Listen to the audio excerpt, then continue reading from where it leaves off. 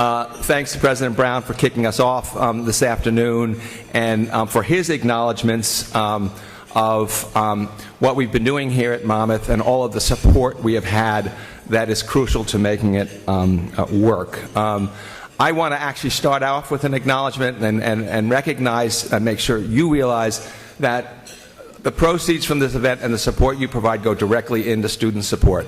So we have several of the student researchers here, so I'd actually like them to stand up. If I could ask them, we have more, but some of us could join us, so I think we should acknowledge them because that's really what this is all about.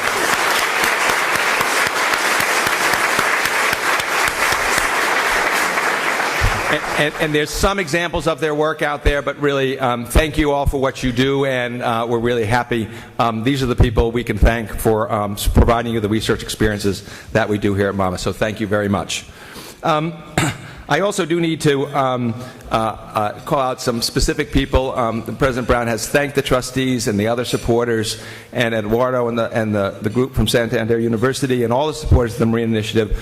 But you'll see a listing in your program of the UCI Advisory Committee, and they have also really continued to mentor me, to support the program, to support this event. So I want to acknowledge all of them, but I particularly want to acknowledge the ones that are in the room today. Al Ferguson, Ken Pringle, Dennis Siskowski, Ray Bogan. Ray also is the proud parent of a Monmouth graduate who is currently a reporter out in Wyoming, so if you're in Casper, you can catch him on the 6 o'clock news. Russ Fernari and Laura Brinkelhoff. So thank you very much for everything you do for me.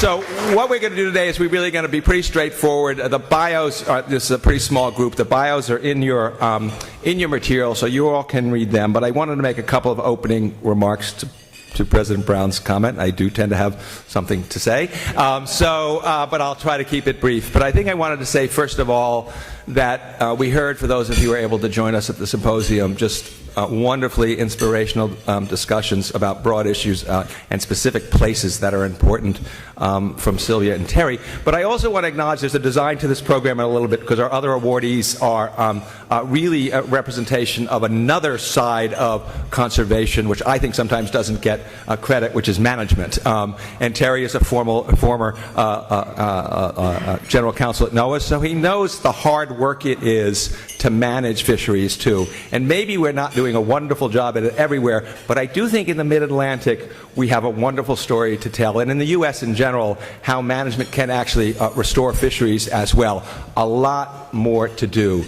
But I really, in putting together this program, I was really happy to think that I think these worlds actually can merge and grow together in the future. So I did just want to mention that up front, because as we've heard an opportunity very specifically about some of the broad conservation and marine protected areas, there also is a real stewardship ethic that fishermen have and that managers have in trying to restore those fisheries, and we have wonderful success stories. So I did want to acknowledge that today as well in the awards, so look forward to pulling that forward and doing that. So appreciate that. So we're going to start with the National Ocean Champion Awards, and as I've said to folks, again, it's really better to be lucky than good, and I was very fortunate to be in Washington 25 years ago when I met some of these folks. Sylvia was already, she's been at the top of her game for a long time now. It's remarkable how we've all been inspired by her for many years. And Terry I met, as I said, when he was initially general counsel at NOAA, so we're really pleased that I've been able to follow their work and to keep in touch with them over the years, and then have them back to Monmouth now as our ocean champions. So our first ocean champion is Dr. Sylvia Earle. And as you see in her program, she is the Explorer-in-Residence at the National Geographic Society and founder of the Sylvia Earle Alliance and Mission Blue, which is really a wonderful organization. Please, they have a new website. I think you just upgraded your website, Sylvia. So please look at all the fantastic work she's doing through Mission Blue. And if you haven't seen it, she's the subject of a 2014 film, Mission Blue, about many of her accomplishments, and she's had over 100 national and international honors, and now she is a Monmouth University Urban Coast Institute Ocean Champion, so I guess it's 101 at this point. So if I ask Sylvia to please come up, we'd like to present her with the Ocean Champion Award. I ask President Brown to come up as well.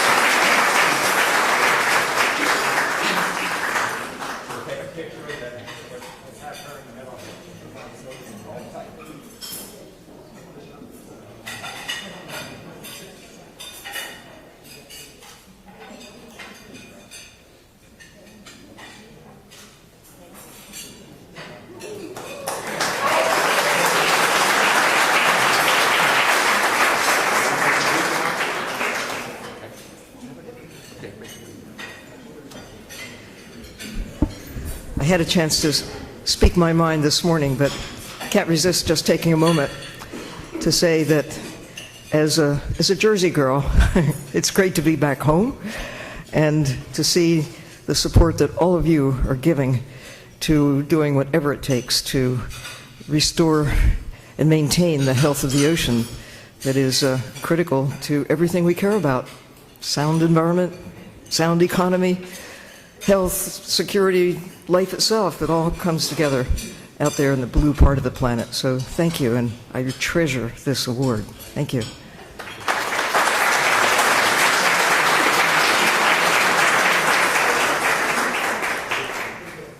Thank you, Sylvia. Our second National Ocean Champion Award winner is Terry Garcia.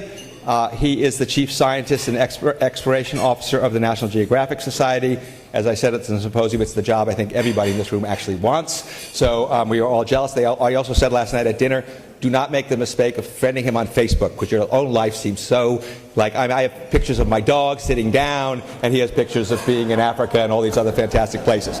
So it's a little humbling to do that. So be a little careful. He really has been had a really outstanding career, though. Really, as I said, beginning since I knew him, as his career at NOAA, where he was the general counsel, the deputy administrator for the National Oceanographic Affairs Administration, where he directed the U.S. Coastal Ocean and Atmospheric Programs.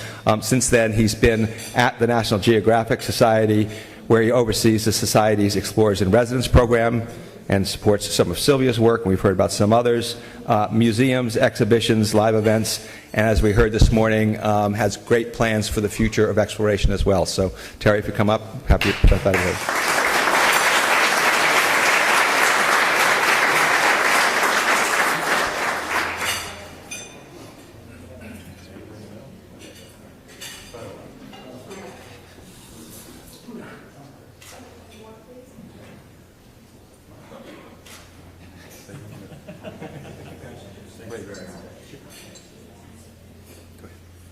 Okay. Well, I won't go on very long because I did that earlier today.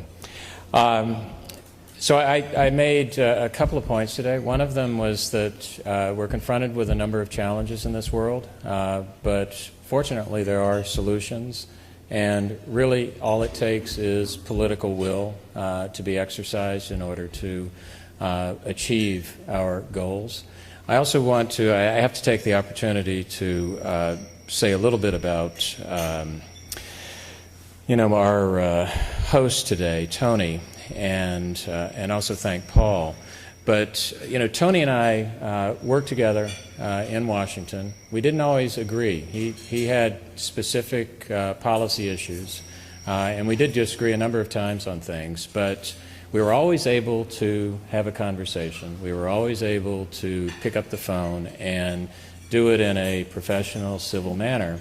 And I wish that that sort of relationship existed today in Washington, because if it did, we could accomplish a lot more. So I just want to thank you for what you did way back then.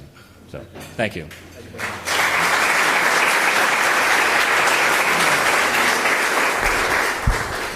Thank you, Terry.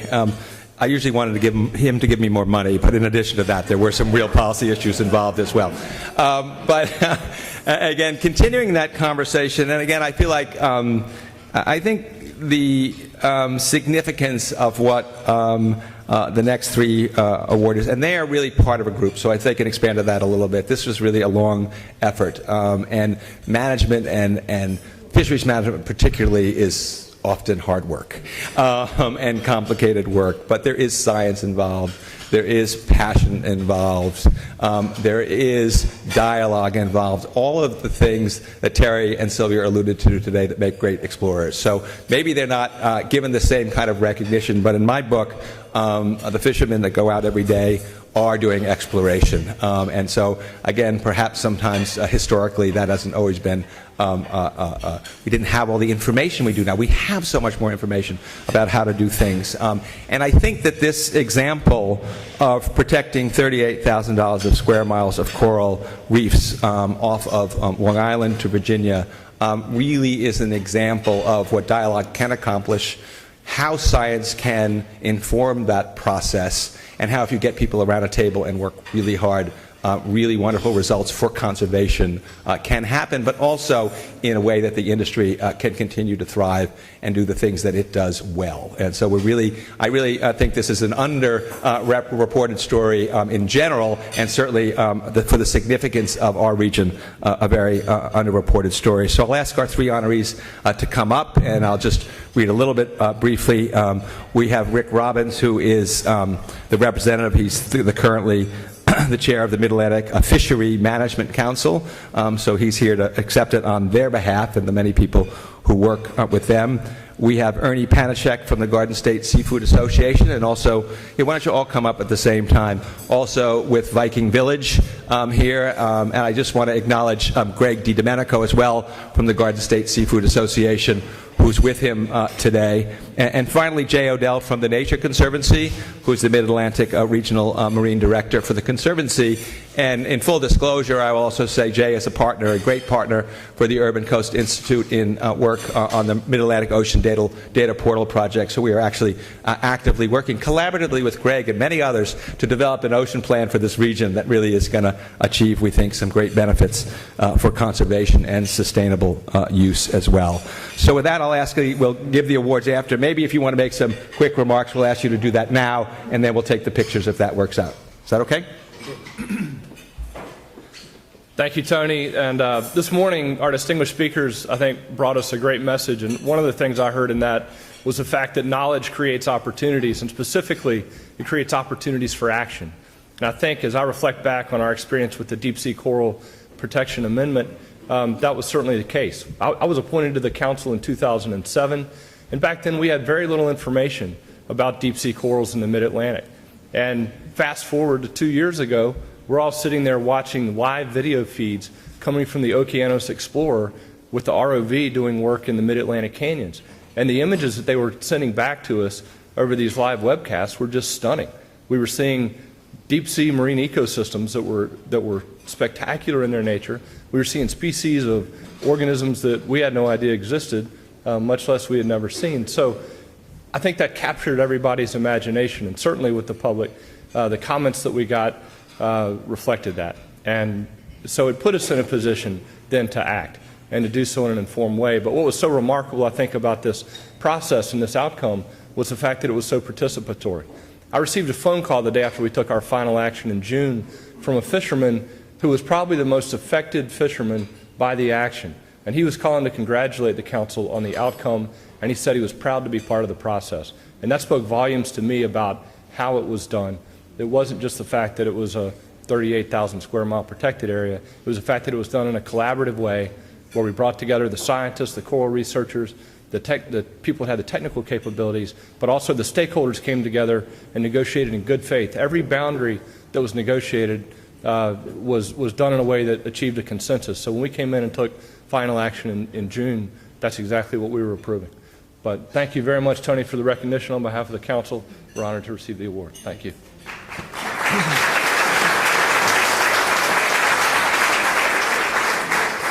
Tony, thank you also. It's an honor to receive this award for Garden State Seafood Association and be an integral part of that commercial fishing in New Jersey. We are probably the most conservation-minded commercial fishing in the world, including the United States fishermen. And we're proud of that, and as it was stated this morning, cooperative efforts and challenges for the future, we all need to work together. And this is a perfect example with the Mid-Atlantic Council and the deep sea coral reefs. We really we're happy to work with them, and especially the person who has had a lot to do with it is Greg DiDomenico. He's our executive director, and I'm proud to introduce him right now. Thank you very much.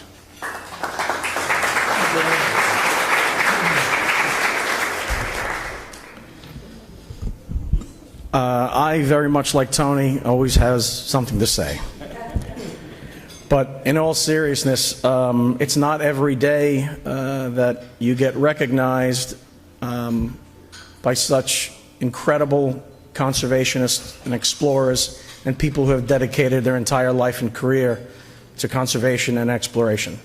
So I want to make sure that I do this correctly, and of course, thank you, Tony, and thank everybody else for the recognition today and the understanding the contribution to this issue that the commercial fishing industry put forward. I'm standing here and I'm trying to figure out all the numerous people that contributed to this issue. I was just a bit player in this. Quite frankly, the fishermen who spend 300 days a year in the margins of these canyons, they really are an integral part of the success of this amendment. So I have to mention them specifically and thank them for letting me be able to do this work that has essentially protected the correct areas and kept them in business. It's very important that we look at this as the balance between conservation and commerce, and that's our job as a trade association. So I have to thank them, but also I really have to thank the staff and the leadership at the Mid-Atlantic Council. Quite frankly, Kylie's efforts contributed to this success. Kylie Dancy is a staff person at the Mid-Atlantic Council who took the time to visit fishermen and went into their wheelhouse and looked through the charts and looked through their electronics, and that set the basis for moving forward on this issue. So she took an extra effort that not everybody does, and I really appreciate that, Kylie. Secondly, Jay Odell from the Nature Conservancy. Someone asked me about Jay, and I said, he's the most sincere person in this industry, if you will, in this business that I've ever come across. He means it, he says it, he does it, he follows through, and quite frankly, your help and assistance through this, for me, was really a great benefit, and I will always appreciate that. So thank you very much. Lastly, and I know, Tony, I want to be as quick as possible. Normally, I'm in a room full of fishermen telling them about you. Today, I get the chance to tell you about them. To the NGO conservation community here today, I would just ask that you don't make conservation a crisis. And please consider working with the commercial fishing industry, and please consider your efforts have a large impact on the people that provide food in this nation. To the academic community, I would only ask that you consider cooperative research with the industry from here forward, because they do have the technical expertise to make your research even that much more successful, and we're open to doing that. To the students, I just say, make up your own mind. Don't listen to the broad generalizations about this fishing industry that I hold so dear. I want you to consider that in this country and under the fine management, the flawless management of the Mid-Atlantic Council, they have recovered, they have restored, they have stopped overfishing, and have managed for the health of the resource. So when you see articles that are derogatory about the commercial fishing industry and you're a student, please give me a call. I'll be happy to set the record straight. And lastly, to the journalists, if there are any here, also, don't get caught up in the broad generalizations about places and other management in other parts of the world. The U.S. is doing it correctly, and we're proud to do that correctly, and we're proud to provide seafood to the American consumer and throughout the world. So thank you very much. Thank you, Tony. And lastly, Jay Odell. Well, I had some speaking notes, and they were already used, so I'm going to have to wing this a little bit here. Thank you, Urban Coast Institute. Thank you, Tony, for recognizing, that something special did happen with this coral conservation milestone that we reached back in June. And, there was a lot of, that was really special, and the size of it was phenomenal. And we say 38,000 acres, but it's square miles, but it's 2.4 million acres. Now, that's an area about the size of Virginia, or it's a large space. And what was there, we had an inkling of it, but we stood on the shoulders of folks who went down in Alvin, in the 70s and 80s, and discovered that there was underwater old growth in America that no one knew was there before.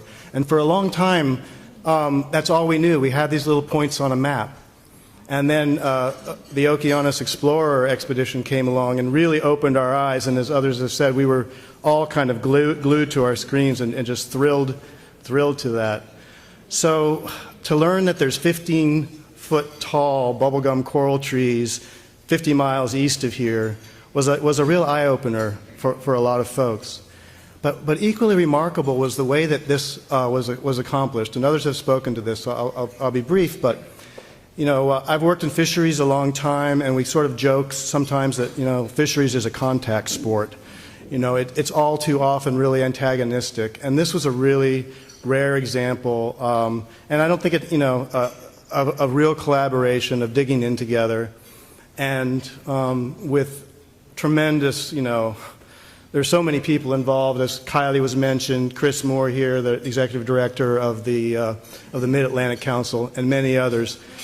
We started, but in particular some of the fishermen, and we started off with a workshop, and we had this sort of vision collectively that if we just threw out all the information in the same place and we all just were able to pause and stop and think about it, that these solutions would emerge.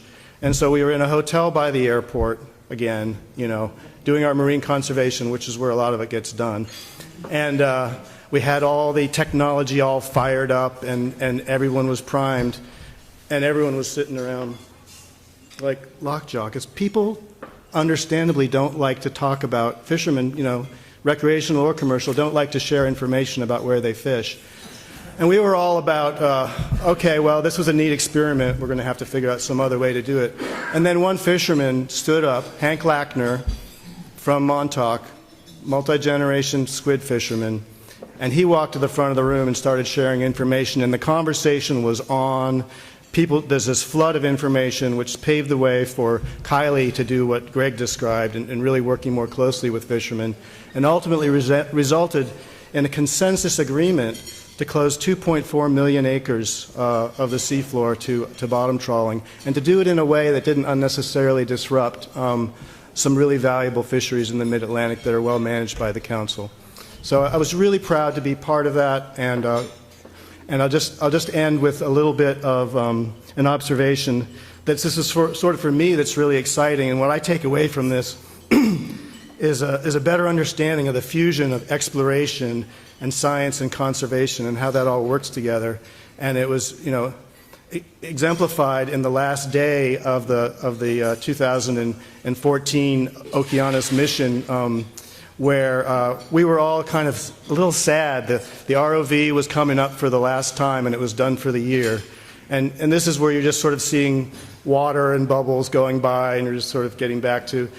And then all of a sudden, we had this holy beep moment, and a Greenland shark swam right by the frame, and the Okeanos got really great high-resolution footage of it. And it was the first time that a Greenland shark had been seen down here in this part of the world, just off of New York. So, anyways, we got to keep that spirit of exploration alive.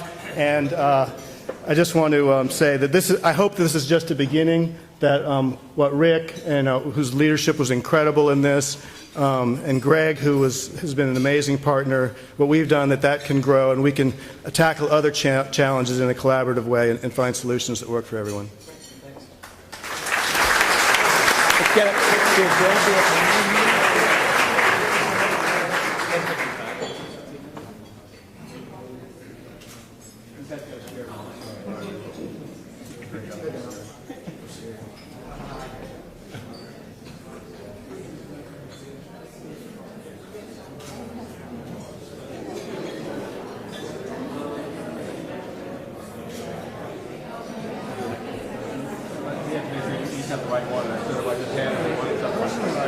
Personalized.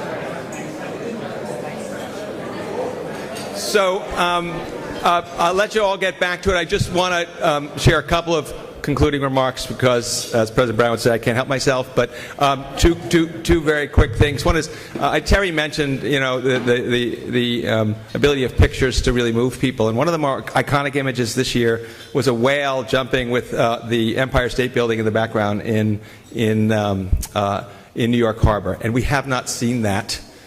People don't know what happens. So that to me is extremely hopeful about the future in terms of rewilding and greater productivity of the oceans. And if I had a grand idea a little bit, it's that these worlds are going to merge eventually, because in the issues of conservation and in fisheries management, we need a more productive ocean for the future, for a growing world. So hopefully that will continue. So with that, I'd just like to thank everybody for coming today. I'd like to thank the individuals who got the awards for the privilege I've had of meeting them and working with them over the years. And everybody, please join me in thanking them again once more.